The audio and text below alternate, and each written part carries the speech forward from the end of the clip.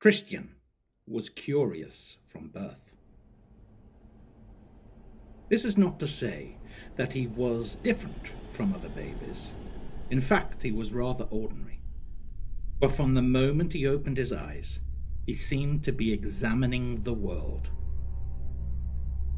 As he grew older, Christian would wander from his parents' house, to be found hours later, miles away, and always alone, staring up at the cloudless sky, gathering autumn leaves in the park, or crouched over the seashore, staring at some long dead life form washed up there. One place attracted Christian more than any other: the city dump. The city dump stretched over acres of drifting sand, a vast crescented littered with the rubbish of careless people. But to Christian, the dump was nothing short of a museum. Every afternoon, he searched for interesting objects to take them back to his room until curiosity led him to examine them again, as if they might reveal another world. One afternoon, as Christian scavenged through the piles of rubbish, he came upon the most remarkable find of all: a curious box. Fashioned from dark wood and burnished metal and covered in detailed engravings, its lid was locked tight.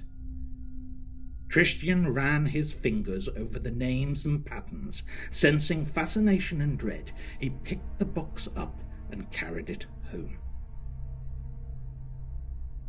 Later that evening, Christian left the dinner table early, eager to return to his room to figure out how to unlock the box. Yet the moment he placed it on the desk, the latch snapped open. He carefully raised the lid.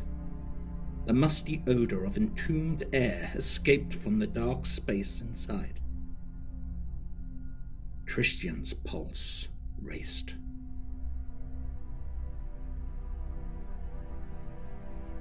The box was crammed with intriguing treasures, though all were devices designed to magnify or focus or illuminate.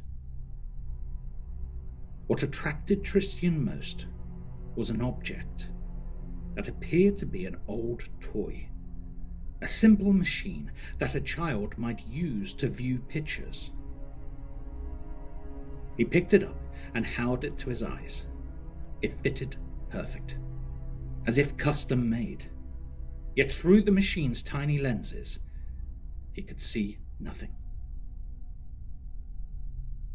Searching the deeper recesses of the box, Christian found 3 discs of thin metal, each framing a circle of black glass windows, each of them empty. He inserted the first disc into the machine and held it to his eyes. Still nothing.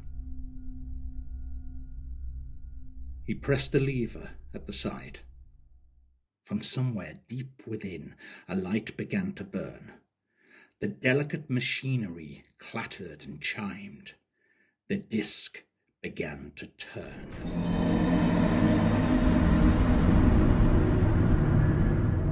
One by one, strange images flickered into life.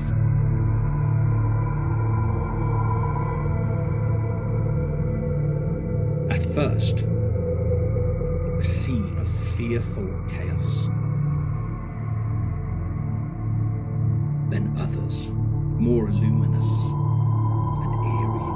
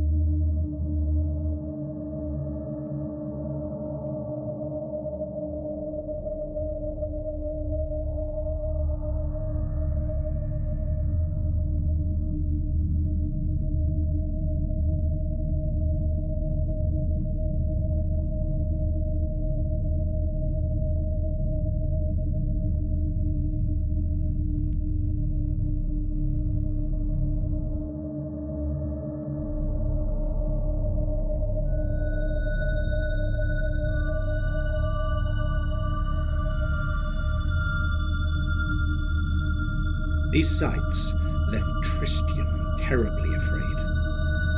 After removing the third and final disc, he put the machine away. In bed, he descended into a restless sleep, all the while unable to dismiss the feeling of another presence in the room. The next morning, Christian could not stop glancing towards the machine, even as he left to go downstairs. It sat upright on his desk, as if staring back at him. Surely, just as he had left it the night before.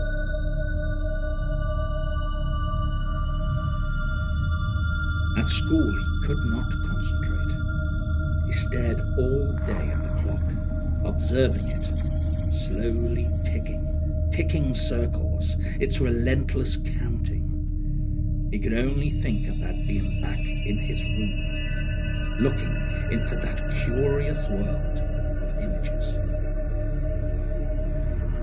That evening, he lifted the cold eyes of the machine to his own and inserted the first disc again. He pressed the lever. The mechanism whirled and clicked. The light began to burn, and Christian gasped.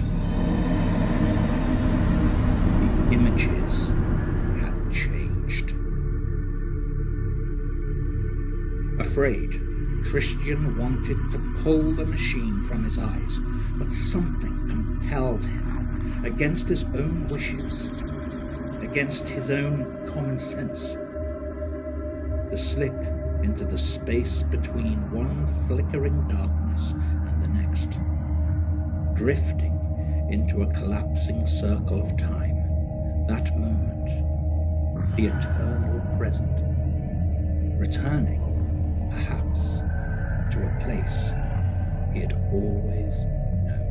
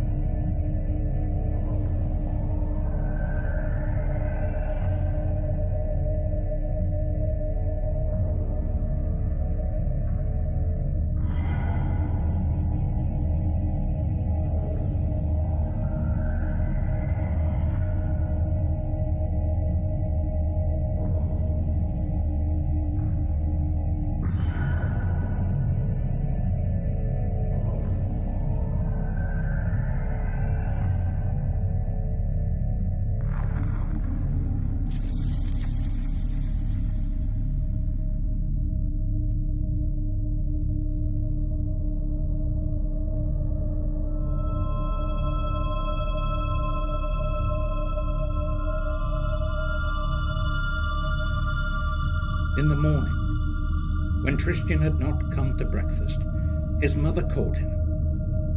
There was no answer.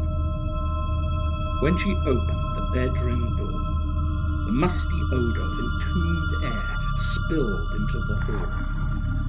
Christian's bed was empty, the room unusually neat and tidy.